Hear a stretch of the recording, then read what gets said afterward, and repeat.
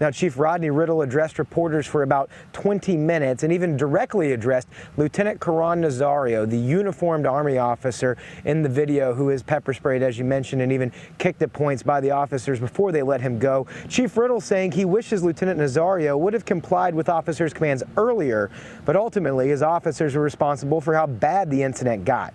Now, Nazario is suing the officers involved for violating his constitutional rights, saying they harassed him immediately and drew guns because, in part, he is black and Latino. The officer who was fired is Joe Gutierrez, and he was officially let go on Sunday. That's 4 months after the traffic stop and only after the video of it went viral. Chief Riddle was asked about the timing of that, and he says disciplinary action was taken back in January, but the community trust in Gutierrez was destroyed after social media firestorm and the coverage of it.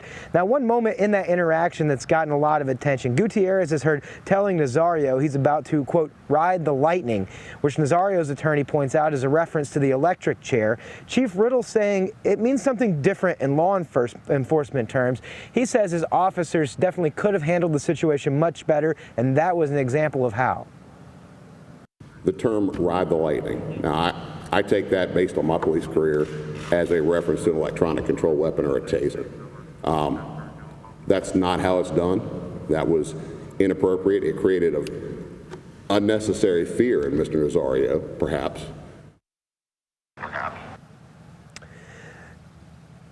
The other officer that's involved in this incident actually remains on the Windsor Police Force. His name is Daniel Crocker.